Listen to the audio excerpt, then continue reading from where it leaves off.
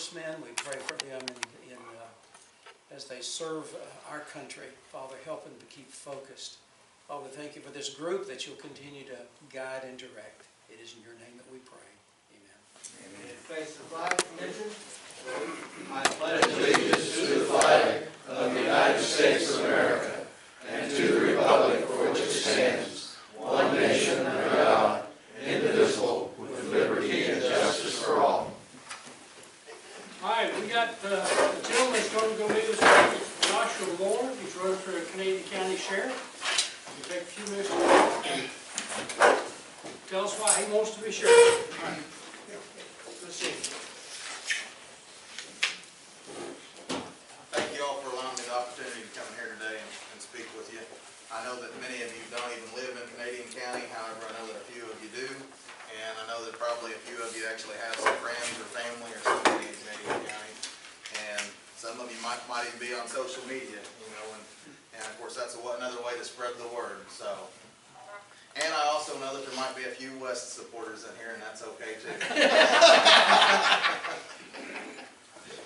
Fortunately, I know at least one of those West supporters doesn't even live in my county. So I didn't say a support, I said a friend. So I'm all right. The key word is voter. Voter, that's correct. Well, for those of you that don't know me, my name is Joshua Moore. I spent 20 years working for Canadian County. 13 of those years I've spent with the Canadian County Sheriff's Office. I started out in October of '98 working in the jail. I was later promoted to jail sergeant, and subsequently I continued to work my way up. I was a reserve deputy. I was a patrol deputy. I was an investigator. In 2007, I resigned and I went to Iraq. I worked for DynCorp International as an international police advisor, and I trained, I had the privilege and honor of working alongside the fine men and women of our United States military and the mentoring, training, and advising of the Iraqi police. Well, I came back in 2009 when Sheriff Edwards was elected. He took office in January 2009. And in January 2009, he appointed me as a sergeant in the patrol division. And I worked for him for 3 years. I'd worked under Lewis Hawkins, was the previous sheriff, and I worked for him all that time before. Well, during that 3 years, I saw a few things going on within the office that I didn't like or agree with. Well, I've always been the type of guy that I'd rather be a part of the solution rather than part of the problem. And there were things that I felt were occurring at an administrative level that I could not correct. And so rather than be part of the problem, I made the decision, it was a spirit-led decision at the time, to go ahead and resign and to run for sheriff against Sheriff Edwards. Knowing that while I was doing this, you know, that if I did not win, I would not be working at the sheriff's office any longer. So I went ahead and I made that decision to run. I ran as an independent, and I did that for a couple of different reasons. One, I believe that the sheriff's office is a more of a non-partisan type office. You know, we're enforcing the laws for everybody, not just for Democrat or Republican. And quite frankly, you know, I'm disgusted with both parties at the national level. You know, it's not really Democrat versus Republican anymore. It's almost them against us. And so I carried 34% of the vote as an independent against the incumbent Republican, which I think is quite a feat. So anyway, I believe in the same constitutional conservative principles and values that I believed on and I ran on at that time. At that time, the sheriff's office budget was out of control due to wasteful and unnecessary spending, and I believe that that has continued to go on during this past 4 years since I ran the last time. If elected, I will eliminate the wasteful and unnecessary spending without sacrificing the safety or the security of law enforcement or of the citizens of the county.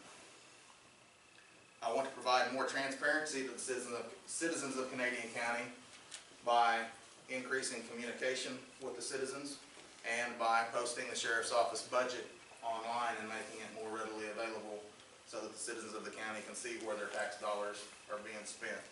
And that way there's an accountability factor there to the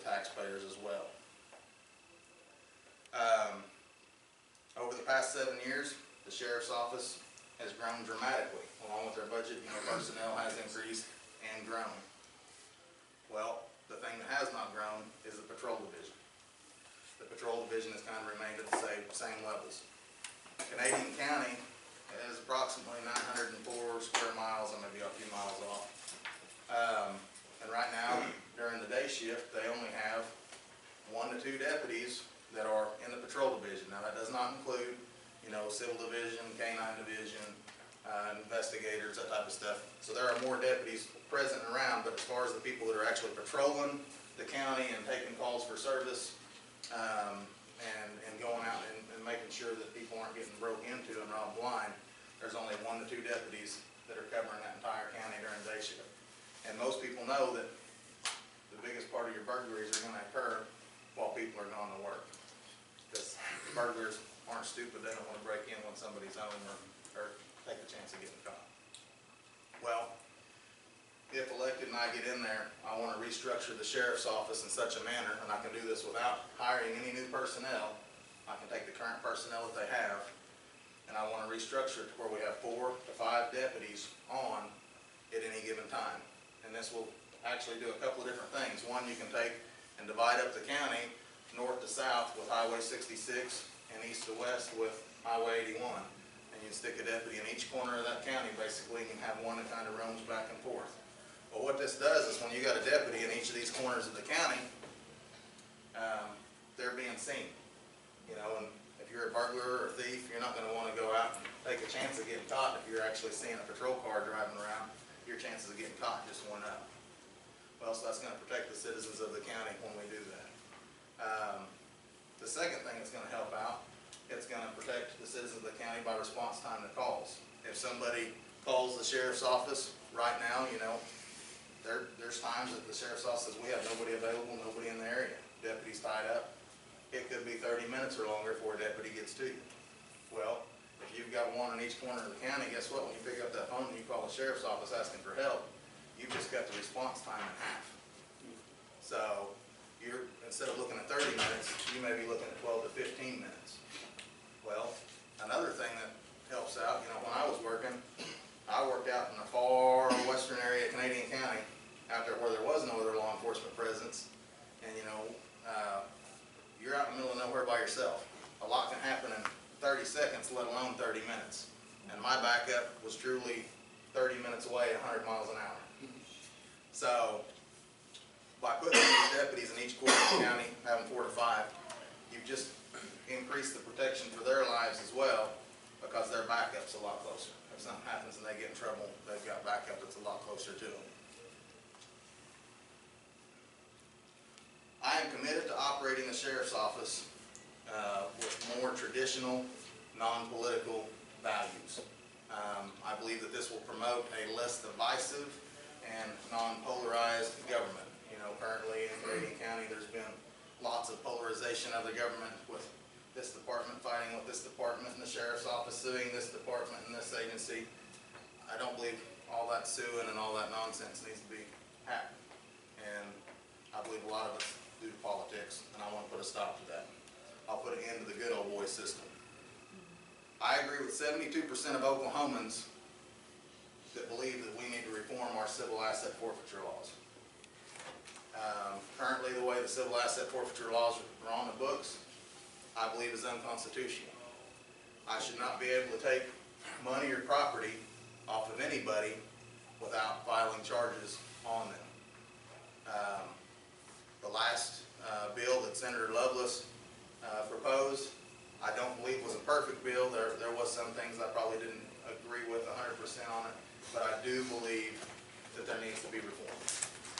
And you will hear the other side cry, and I've taken a hit from many in the law enforcement community on this. They don't understand where I'm coming from.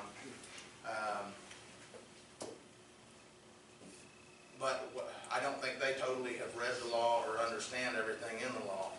What he had proposed, what Senator Loveless had proposed, was not going to affect the lion's share of the money that these agencies get.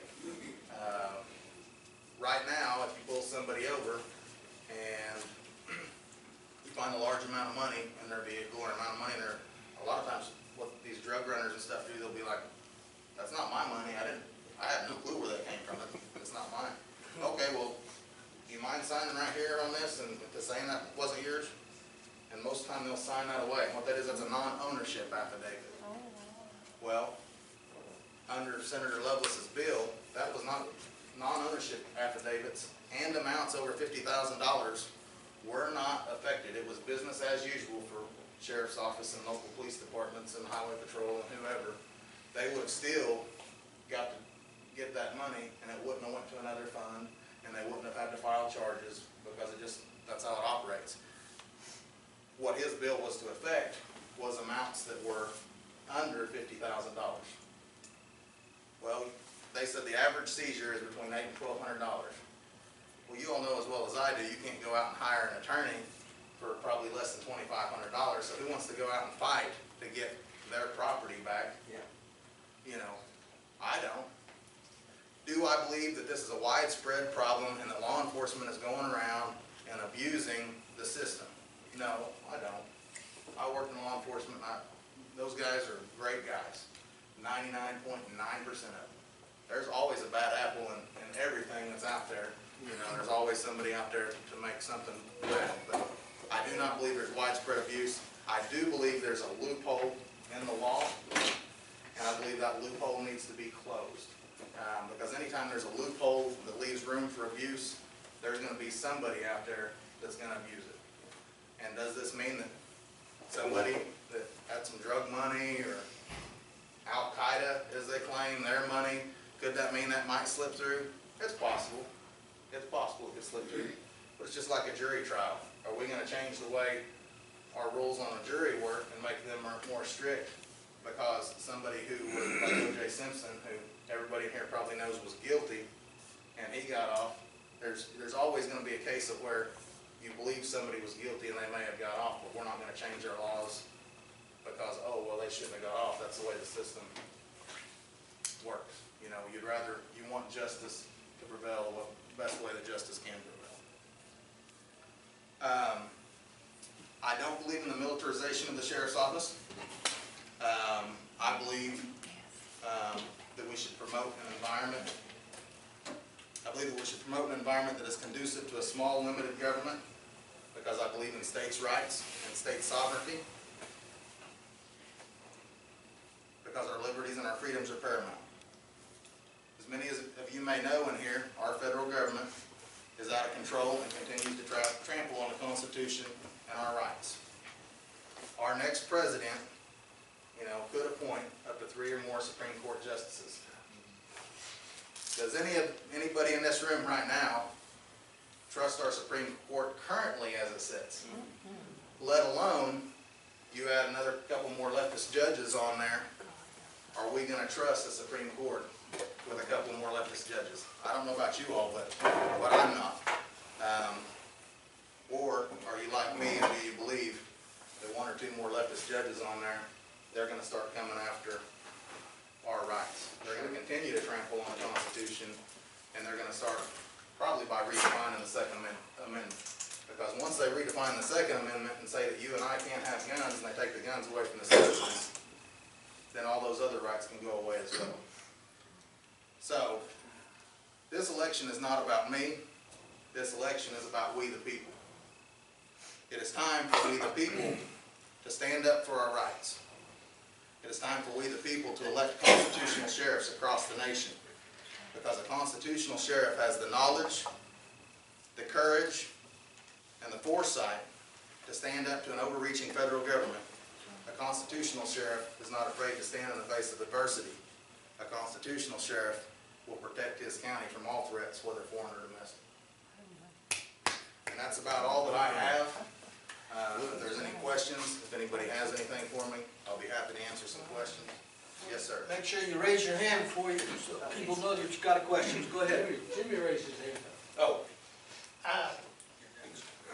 We had the FBI speak to us one time, and Joe Miner was here, and he's a lawyer, and it's a fact that the Supreme Court has said that in his jurisdiction, the county or parish sheriff is superior to any FBI or anybody else. you can arrest the President of the United States. Ooh, Yes. please You do. understand? I do understand. Would you arrest him if he comes in? Well, Can I he's help? already been to El Reno, so he's probably not I coming think we back. should cut that out the tape. Yes, sir. You said under the current asset forfeiture rules and the rules on Mr. Lovelace's bill that you can take $50,000 or more from somebody without arresting him. That was how Senator Lovelace revision, you know, he had two different bills, and as I understand it, under the revision, because what he was trying to do under the revision was he was trying to gain more law enforcement support on the bill. And I think he kind of did that under duress. I don't think he wanted to do that, but if the amount, he made the amount $50,000 because, and I understand where he's coming from. You know, lots of people, you know, might carry, you know, $2,000 on them, $5,000. Some may even carry 10 or 20, but you're not going to see very many people carrying $50,000. Is it their right to carry $50,000? Yes. But the majority of these people, you know, again, I don't believe that there's abuses, widespread abuses of the law.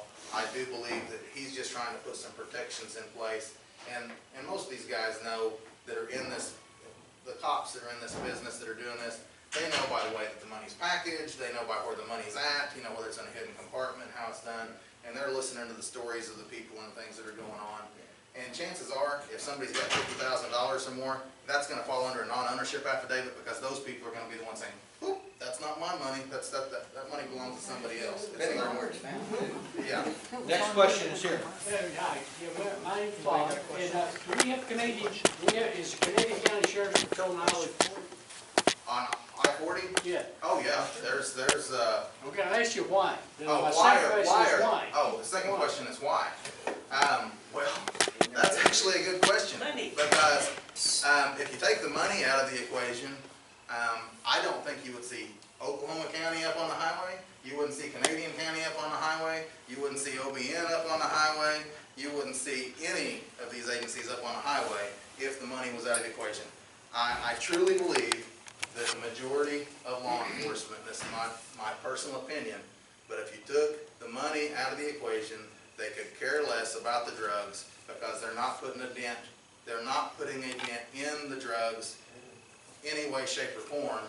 And if they really think that they are, they're sadly mistaken. Yeah. Next question. My name's Jim. Yes. I was curious about one of the statements that you made. You said if you were elected, you wouldn't seize money unless you charged someone. No, that's not what I said.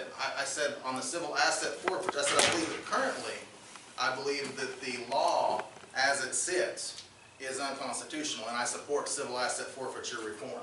Well, I believe that actually you did say charge, and my statement would be, would that be convicted as opposed, let's go to that point. Okay. Convicted or charged, when you would be able to seize assets? Well, that depends on how they redo the law, and Okay, but let's suppose the law. No. Okay, I know it's hard to answer. It's a tough question to answer, but no, I support the conviction part of it, that they should be convicted of the crime for that to go through.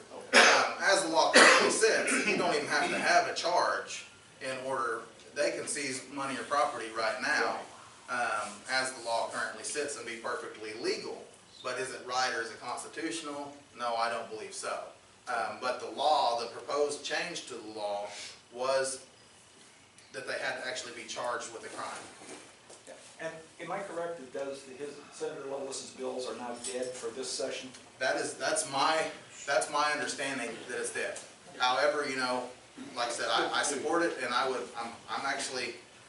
one of the few in law enforcement in the state. And like I said, I've taken a lot of flack from friends in the law enforcement community. In fact, I've had to go to meet with Fraternal Order of Police for different agencies, and I meet with Yukon Fraternal Order of Police tonight because they don't like my stances on civil asset forfeiture and the militarization of the sheriff's office with the MRAP. And, you know, I have a unique perspective that I did not have 4 years ago. When I ran for sheriff 4 years ago, I've been telling people I would make a much better sheriff today than what I would have 4 years ago. And the reason being is because I've been out of law enforcement for 4 years. And so, just like when you do anything, and that's all you're doing, you kind of get tunnel vision. And so, the law enforcement community sometimes gets tunnel vision, and it's not a bad thing. You've got to pay attention to the job that's going on around you, or you're going to get yourself killed. But they're surrounded by law enforcement 24/7. They're surrounded by this, they're surrounded by that. They're dealing with the bad guys.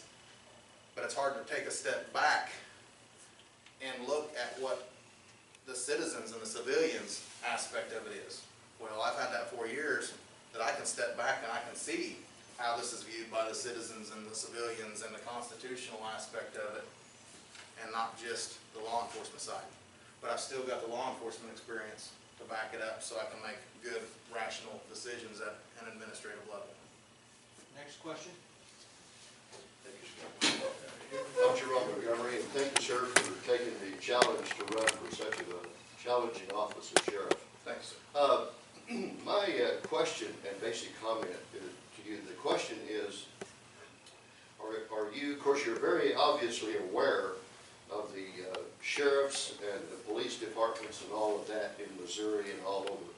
Do you feel and or see a orchestrated movement by forces behind the scene to use these people as cannon fodder to put the sheriffs and the police officers down?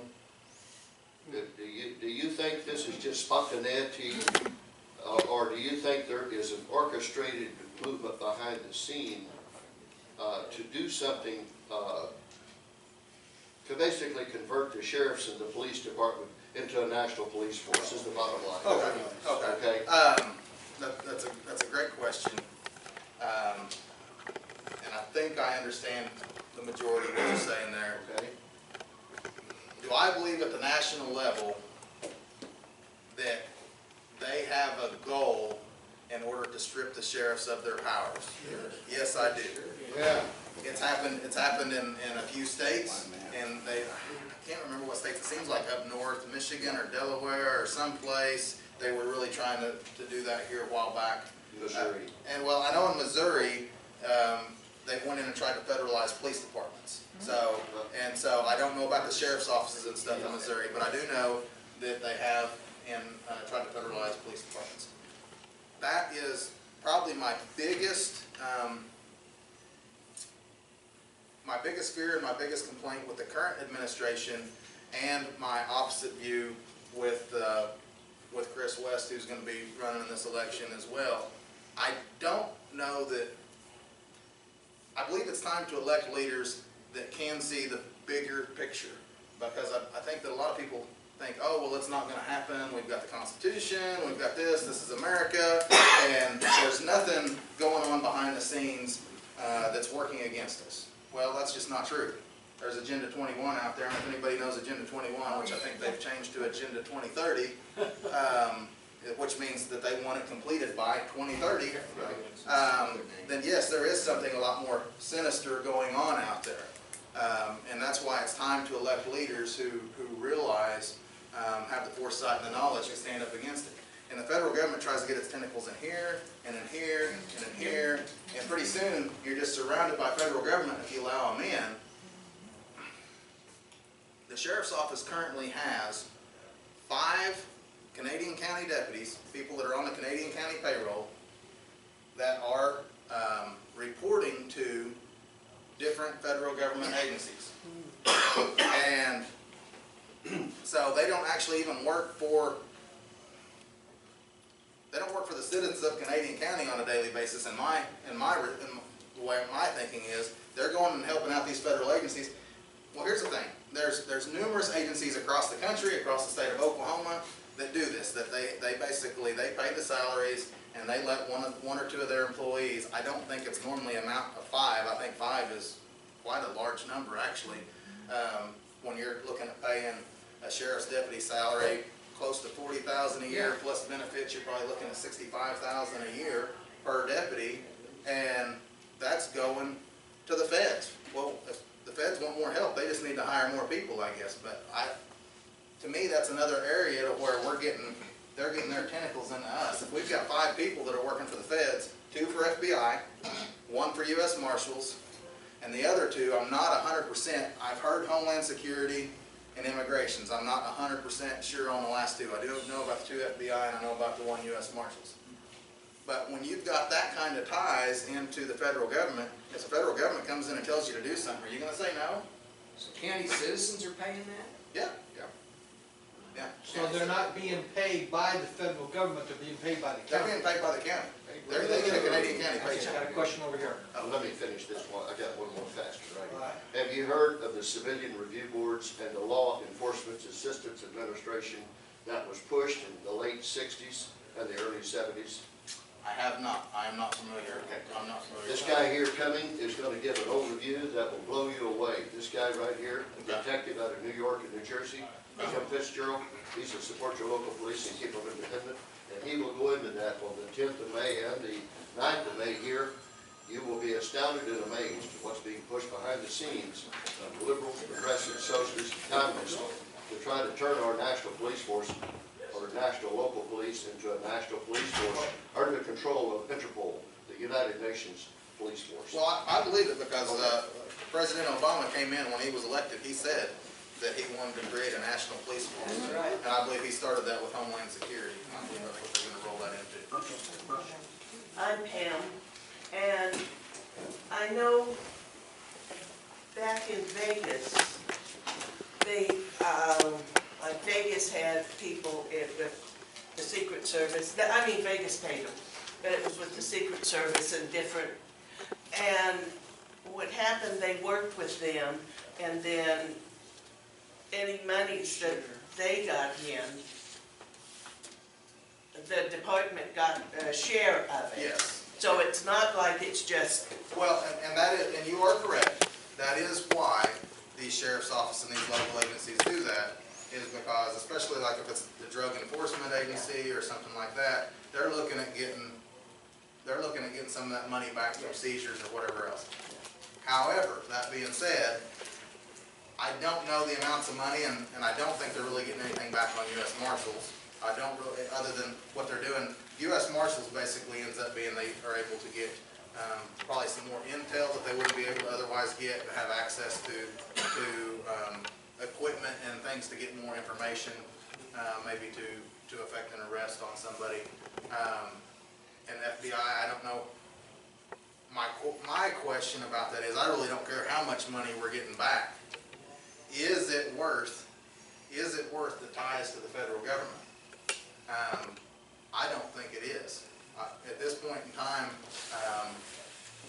where we're at as a nation, I don't like the ties to the federal government. I believe anytime that it's just like this MRAP, this military vehicle, I don't believe that the sheriff's office, I don't believe the federal government has given away $1 million armored vehicles for $2,500 and putting them in select parts of the nation for our benefit.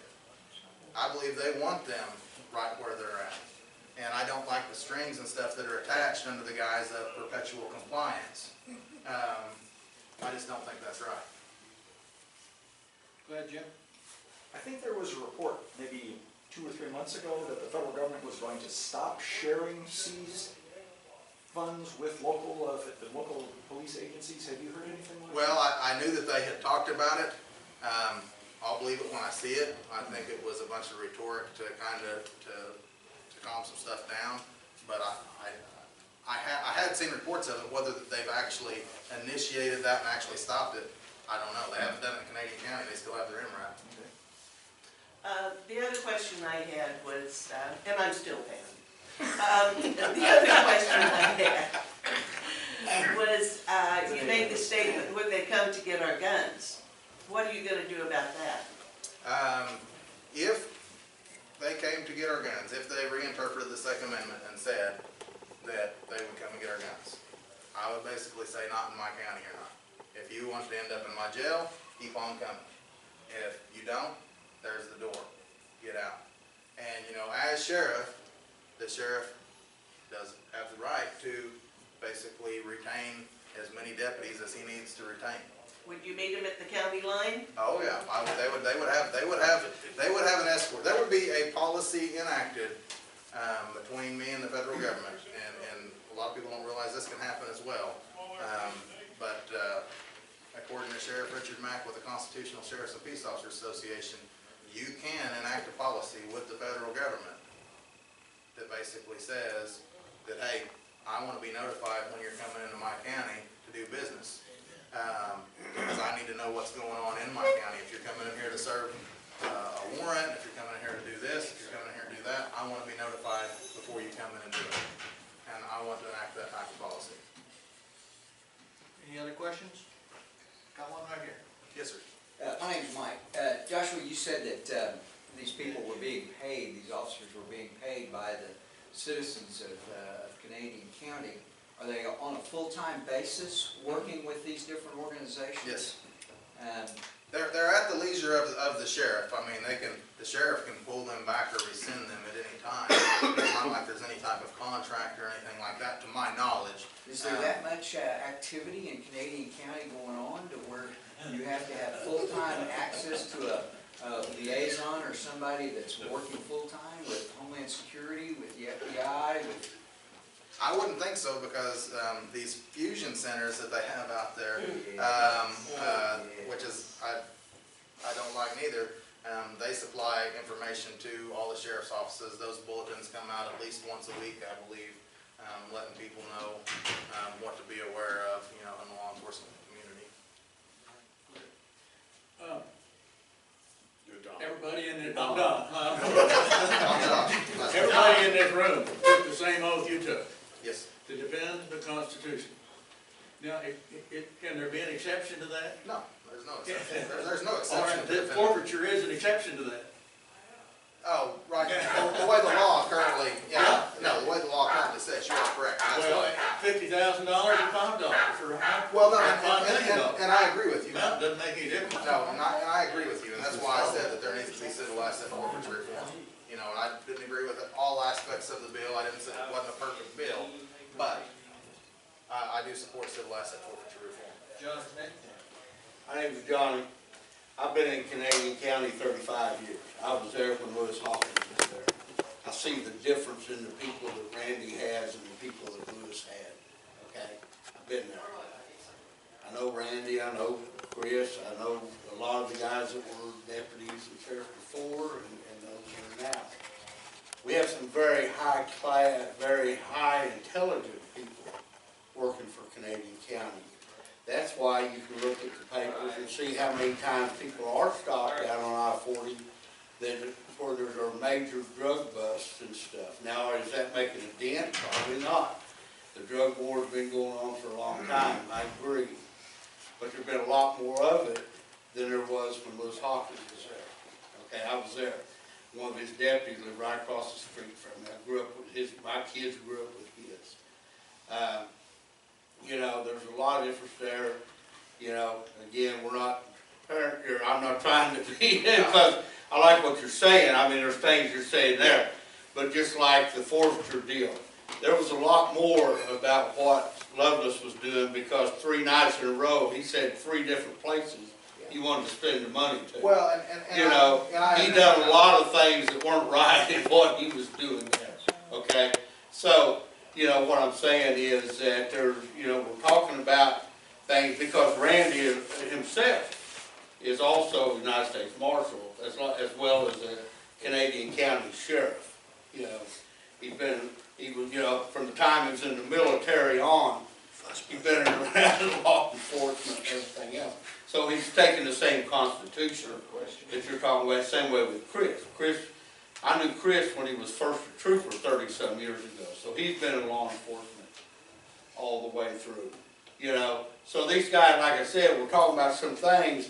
There's a total difference in the sheriff's department over there now than it was 8 years ago, 10 years ago. Well, and I agree that, you know, there's some things that maybe not everybody knows, but like I said, there is a lot of difference in some of them that were there. And you have no disagreement for me about there being a vast difference. Right. And I'm going to go back to something here, because I worked under Lewis Hawkins. Right. And I worked under Sheriff Edwards. Yeah. under Lewis Hawkins, you didn't have to worry about the patrol in the rural unincorporated areas of the county for the citizens that actually relied on the sheriff's office. Sheriff Hawkins was old school, you know, in set his ways, but the citizens of the county were protected under Sheriff Hawkins. And you did not see, you know, Sheriff Hawkins did have, at one point in time, he had people up on I-40. And Sheriff Hawkins actually had the largest money seizure on I-40, non-ownership affidavit, $1.2 million out of New York that was in a minivan and had false floorboards in it. And that was under Sheriff Hawkins. The vast difference between Sheriff Hawkins and the current sheriff and Chris West is Sheriff Hawkins didn't like the microphone and the cameras nearly as much, and the papers nearly as much. He wasn't tooting his own horn. That's probably one of the biggest problems. I mean, it's been great. It's been great for Sheriff Edwards. I mean, politically, tooting his own horn has gotten him more support than anything in the world. But if I'm elected sheriff, you know, you may not see me on the news as much, and you may not think that there's as much going on and doing, but that's because I'm not going to be tooting my own horn. I don't believe that me doing my job necessitates me being in the paper every 5 minutes because I, you know, went out and did my job. So, Sheriff Edwards has done some good things. I'm not going to take that away from him. But the reason I resigned under Sheriff Edwards, you know, when Sheriff Edwards came in, there was a lot of support from within that office for Sheriff Edwards. And they thought that Sheriff Edwards was going to come in and put the right people in the right places, and he's going to update the office, and things were going to go good. Well, about 3 years into it, there were lots of people that were not very happy with the Sheriff Edwards deal. And I said when I ran, you know, I had the courage and the gall to stand up and say, I'm not going down on this sinking ship because I don't agree with what's going on in here. I wasn't going to be part of that problem. And I said, if I don't win and Sheriff Edwards remains in office, there will be a mass exodus from this office. And there was. There's been at least, since I left, there's been at least 5 deputies, maybe more, that were there for quite a while, that left to go to El Reno PD because they did not like what was going on within the office. On a TV show called The Manhunters, Yes. the way they explained it in reference, and these are U.S. Marshals, the way they explained it was that when they go out to an outlying area or a different county or state, whatever, because the U.S. Marshals could go state, and overseas and everything else, that the people that, they have a list of people that are all in local police departments, county sheriff's office, stuff like this, that they can contact, and they're automatically pulled in, and because they are sworn in U.S. Marshals or temporary U.S. Marshal or deputy marshal or something like this. So even though the county's paying them, that they can pull them when they need it if the sheriff says okay, or the police chief says okay, to use for tracking somebody down. Yeah. And just information on that. Yeah. I'm not familiar And we with still that. have to pay for them. Yeah. Local populace pays their wages even though they are associated with these other federal agencies. Yes. Well, and I understand you have people like what he's talking about, where Randy holds the dual commission. Right. Yeah, Randy's still serving the people of Canadian County. He's not going and reporting to U.S. Marshals. And and Chris West, I believe, probably holds a U.S. Marshals commission as well. There's probably several of them that actually do that. I'm actually talking about the ones that are actually reporting to, you know, because we do have deputies that are actually reporting to Every little thing that goes wrong. Yeah. Well, I mean, yeah, what I'm saying is they don't actually go into the sheriff's office every day. They're going into Oklahoma City, going into the federal government agency and working for them and doing their work out of that. So does the city of Edmond. Yeah. Like I said, there's numerous of them do it. El Reno PD's done it, Mustang PD's probably done it, you know, lots of them. Any other questions? Thank you very much. Well, Appreciate it. thank you.